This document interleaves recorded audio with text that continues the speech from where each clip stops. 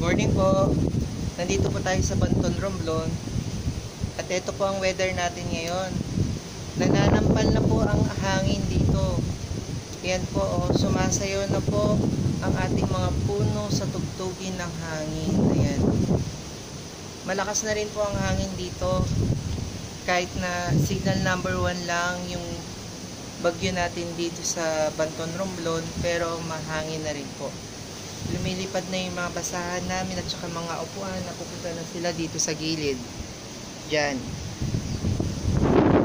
So, ito po ang kaibahan ng habagat sa bagyo. Ang habagat po, dire-diretso ang hangin. Pero ang bagyo, biglaan po, pero malakas.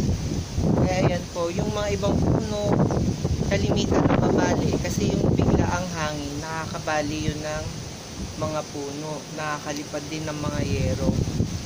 Ayan po. So, namumuti na rin ang dagat, sabihin isang alon.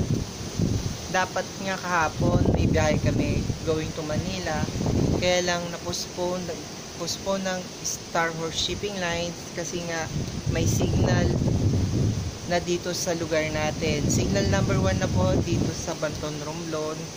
Kaya po yung mga walang gagawin dahil yung kalsada natin masiskip na bigla ang baba at bigla ang taas, magstay na lang po sa bahay, baka po maaksidente tayo sa kalsada. So yan lang po ang update ko sa bagyo dito sa atin sa Banton, Romblon. Thank you.